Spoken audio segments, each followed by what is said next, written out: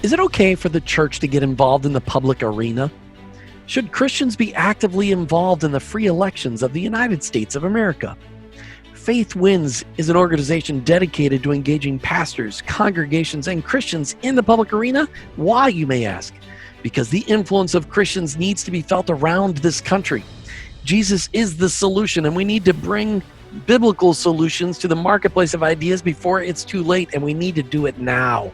There are over 80 million eligible Christian voters in this country, but only 30 million regularly participate in the elections.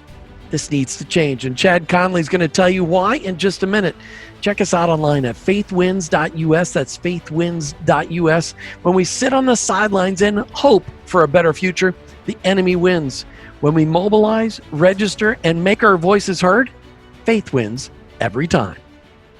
Hey, thanks for tuning in today to the Faith Wins podcast with Faith Wins founder Chad Connelly. I'm your host, Jim Brangenberg. Chad, welcome back to the show.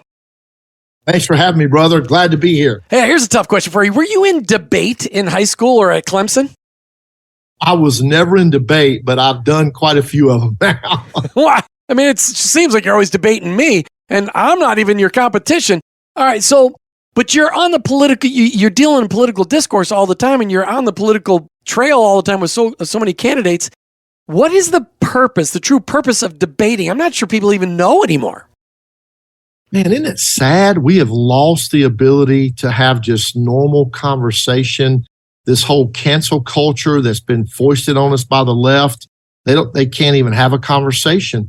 Listen, I think it goes back to, we've got to go back to relationships. You know, it's really hard to hate somebody that you get to know. And if you get to know them, they're human. They're not the faceless, angry enemy that's across a picket line or a debate stage. That's Jim. I'm Chad. That's my buddy Jim. He's married to Martha. You know, they're taking care of the parents and his mom and dad, and they're moving them in with them. And I know them. And boy, Chad and Dana both been widowed by suicide, and they're raising kids that came through a blended situation. When you know little details, you know, you make the joke about know where they live, know their dog's name, their kid's name kind of thing. It humanizes and it personalizes it so much. I think we've lost this because of the social media stuff, Jim. It's so easy to pound away on your keyboard and be angry and sit there and not have to have real debate. I don't know if you saw ago, a federal judge was invited to speak at Stanford Law School. Did you see that? I did. And the judge gets in there to talk, and he starts to talk, and he just happened to be appointed by President Trump. Presidents appoint judges. We should all know that. These are law school students that are supposedly being trained to be persuasive.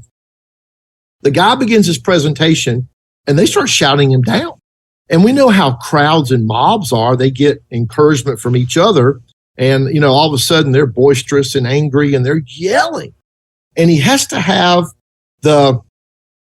she was the DEI, the what I call division, exclusion, and inequality person in there, that the CRT advisor, the DEI advisor from the law school. And he thinks, you can tell the shocked look on the judge's face. He thinks she's going to get him to quiet down and listen, have a conversation. Oh, no.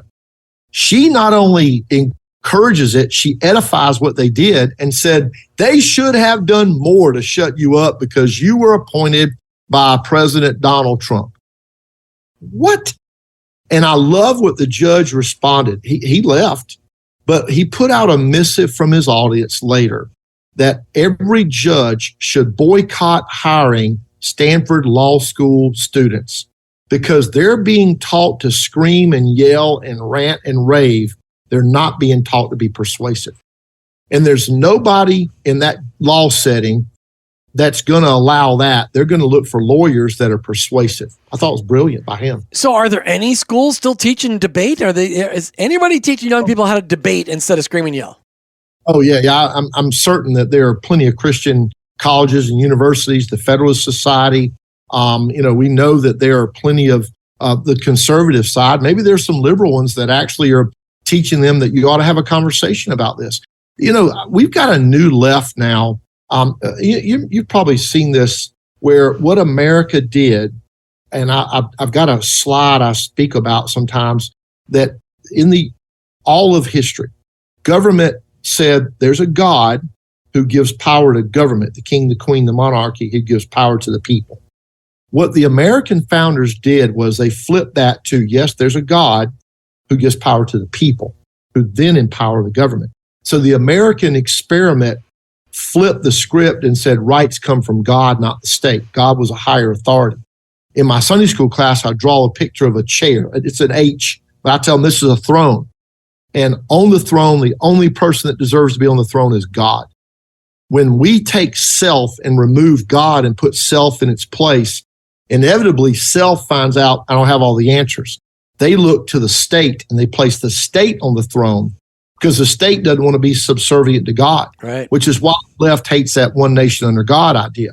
And we have a new left now that's gone away from monarchies, anarchy, anything else. There's no God. It's the state is all powerful that gives power to the people. And they give you whatever rights and privileges they deem necessary. Right. Look, we just went through this whole Wuhan thing where we figured out there are a lot of people that don't acknowledge God. They acknowledge the state. There were unelected bureaucrats that you couldn't find on a government agency webpage that made decisions like, well, churches have to be closed and Christian schools can only open here, but the marijuana dispensaries and the liquor stores and the big box stores, those are all fine because they're essential.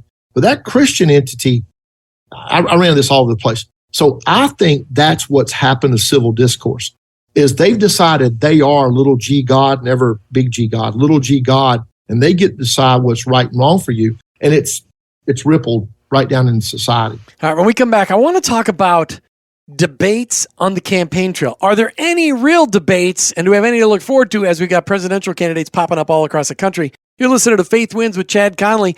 We want you to get involved in voter registration in your church. Check us out online, faithwins.org. We need your church and all the churches of your community to register people who love Jesus to vote their biblical values in the next election. Faithwins.org. We'll be right back. Go to faithwins.org. This is our 1776 moment. Now more than ever, America's founding principles that were built on biblical values are under attack. The battle for the soul of our nation has never been greater than it is today. God has commanded us as His children to be salt and light. America's great awakenings and revivals have always begun in the local church. You know, it's really not about politics or party or politicians or personality. It's about policies and principles that most closely align with our biblical worldview, from the courthouse to the state house to the White House and beyond.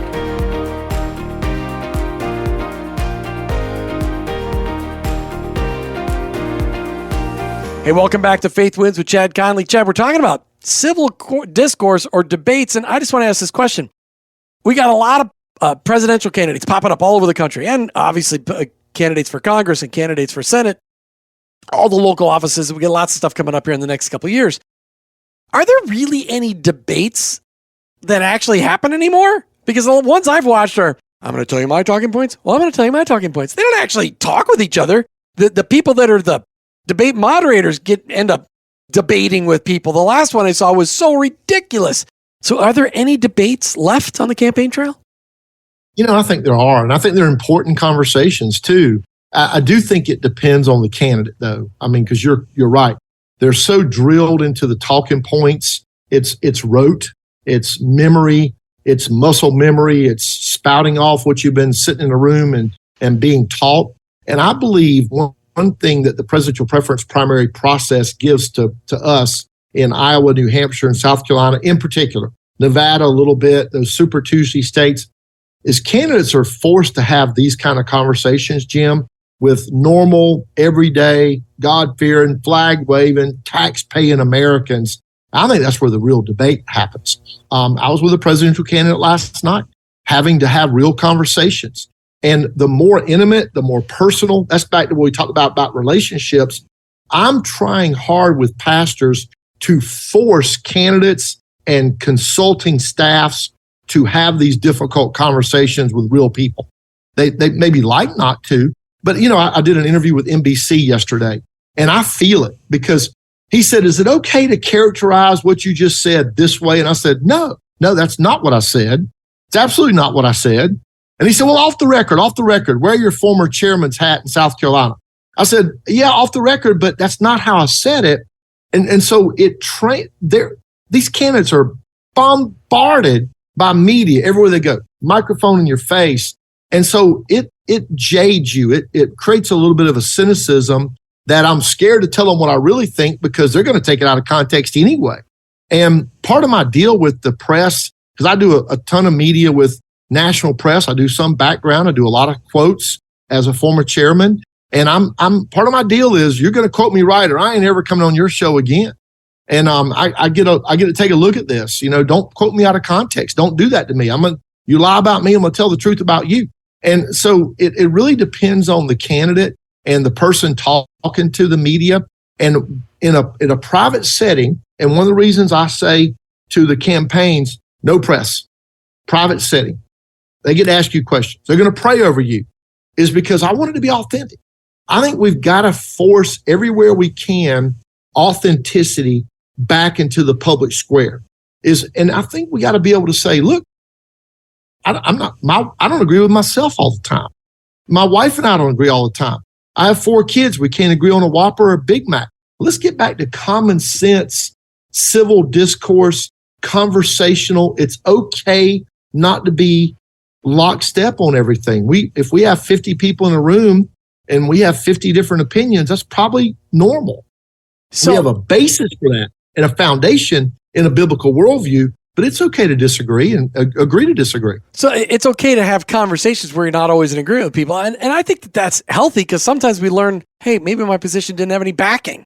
So is there a candidate coming up for presidential candidate coming up to the election for 2024 that actually can debate well, that actually is able to defend their positions without just rote talking points and being a robot?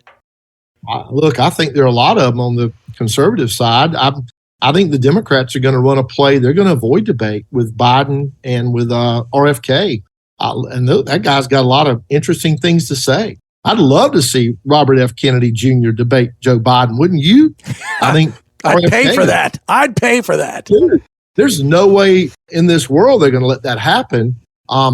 Look, we've got a guy in the presidency that can't not only debate, he can't read a teleprompter. This is sad. On the Republican side, yeah, I think there are some skilled debaters. Yes, no question about it. And this field is not set. People shouldn't make a decision. I've been telling pastors, especially in Iowa, New Hampshire, and South Carolina, you're going to naturally gravitate to somebody, but you've been given an opportunity. I'm going to put you in front of every candidate I can. I am going to work harder than you will. I'll go to all these states because I want you to have these conversations with them that force them to think through what they believe in so they can stand on a stage under the most scrutiny and the hottest lights, and they can tell what they believe in and why they believe in it. When we come back, I really want to talk about pastors and civil discourse and them getting involved in these conversations, because I believe pastors need to actually teach biblical worldview to the voters in their congregations. You're listening to Faith Wins with Chad Connelly. We'll be right back. Go to faithwins.org. In just a few short years, we've engaged with over 50,000 faith leaders from all 50 states. We've done hundreds of meetings with some of America's leading congressmen, senators, political thought leaders, pastors, and more. And most importantly, we've actually registered over 1 million new evangelical voters during an unprecedented time, an unparalleled success, and all accomplished with just a part-time team. People ask me all the time, what's the secret? It's God's ordained from the pulpit to the pews, committed to faith, family, and freedom. Because with Him, all things are possible.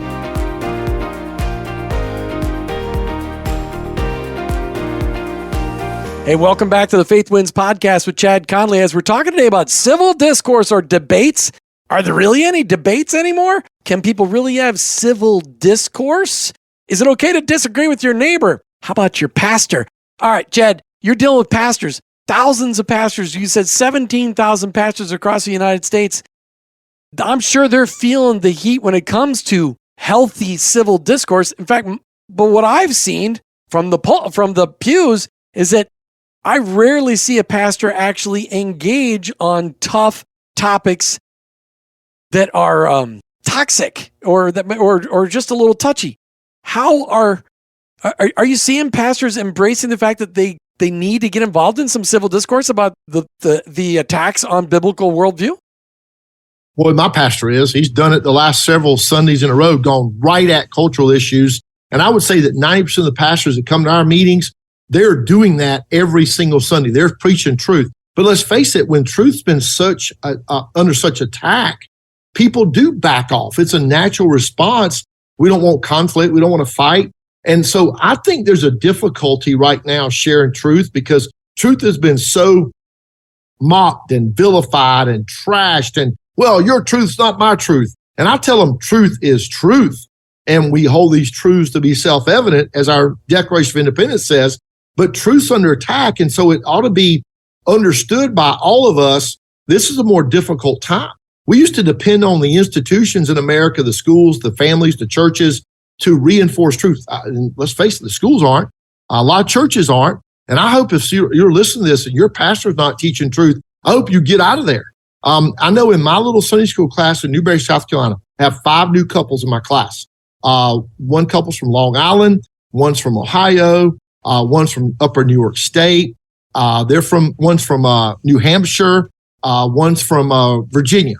And they gravitated to our church because they sat in a church that they realized when they moved to South Carolina, they sat in a church they realized was not teaching biblical truth. And people are magnetized and they gravitate toward truth. When you teach truth, they'll come to you. But I do think it's difficult. In fact, we'll post this on the website soon. I've got a lady who's a media guru coming on a Zoom call for us very soon. We'll put it on the faithwinds.org site. But Joan Lindsay of Lindsay Communications, if you see a Christian that's done a TV show and has been under the hot and heavy lights of the media, it's a good chance Joan's done the media training. And I'm going to have her speak directly to pastors about how do we message biblical truth in a difficult time. I think it's very important right now that we not only tell truth and tell truth without apology, but we deliver it in a packaging, in a message that's not hateful. Because let's face it, we have a higher bar. The book of James tells us we're under bigger scrutiny as teachers and speakers. We know that believers have a higher standard. And we also know that the other side and the media, the left, they've already decided you're haters, you're bigots, you're racists, you're homophobes, whatever it is. Fill in the angry thing of the week. So we've got to be more careful. We've got to be more contemplative. We have to think through it before we say it. And it's easy to say, oh, you just hate people because you say you're for one man, one woman. I don't hate anybody, but I believe the Bible is the word of God. And how do you deal with that? And so we've got to be able to message that. I was on a plane ride from, I don't remember where I was flying now, and the girl was in the Unitarian Universalist Church outside of Boston. I was in a flight. I remember I was flying from Portland, Maine to Charlotte. And she sat beside me and I was reading the Bible. I was reading my Bible. And she said, wow, I don't see a lot of people reading that. I said, are you a Christian? She said, yeah, I'm a Christian. I said, where do you go to church? She said, I go to the Unitarian Church. And we don't ever read the Bible. I said, why don't you read the Bible? She said, I've read the Bible. I said, do you read it every day? And I told her about my Bible app and how I read a Psalm, a proverb, a New Testament, an Old Testament every single day. I've done that for 31 years of my life now. God's impressed that on me. That's a discipline for me. I want to read the Bible through. I've done that every year except the year that my first wife died. I missed too much. So the next year I got back on track and I do other Bible studies and I'm explaining this girl that way. I said, if we're not immersing ourselves in the Word of God, how do we teach it? I said, I feel like if I've not been reading the Word of God the last day or two, I'm not worth listening to. And she said, well, I read the Bible all the way through. I was 16. Yeah, that was 10 years ago. I was 16. I said, well, you ought to read it. She said, I don't know where to start. I get overwhelmed. I said, I start with the book of John. I just read the book of John and just let it sink in and ask yourself questions. And if you hear something, whether it's church or the community, that's contrary to that, it ought to give you a gut check. that maybe what I'm hearing out here in society is different and it's wrong, because this is truth. This word of God is truth. Right. And so I think we got to have those conversations, and I think we got to be prepared for them. And I think we got to be willing and able to stand up for that truth. And being able to have conversations with people without attacking them. And I think that's great. Yeah. Chad, as you're encouraging people across the country, just tell them before we close out today's podcast about debating versus civil discourse and really having civil discourse. How can people get involved with Faith Wins? Yeah, FAITHWINS, faithwins.org. And we have videos on there, and we teach people how to ask questions that are just, get them to chase their own tail. Don't get attacking. Don't get angry. Just ask questions and get into back and forth conversation. While I built a relationship with that young girl, Mary Beth. I built a relationship with her. She may never call me. She may never email me, but I planted some seeds that day, and that's our role. That's what y'all got to be doing. faithwins.org. Love to have you involved. Love you and appreciate you, brother. Thanks, Chad. What a great conversation today about civil discourse. Let's have some civil discourse. And remember, when you register to vote, and yes, you need to get registered to vote, and then you vote according to your biblical values, Faith wins. Hey, thanks for listening to the Faith Wins podcast with Faith Wins founder, Chad Connelly. I'm your host, Jim Brangenberg, and I want to ask you to check out Faith Wins online at faithwins.us. That's faithwins.us. Your vote is needed and necessary, and we all need to learn to engage in our system of free elections right here in the United States of America. If you're not registered to vote, please take time to do so on your local county voter registration website and do it today. In an upcoming election, vote for candidates supporting biblical values and a biblical worldview. Until next time, remember, when Christians engage in the public arena, faith wins.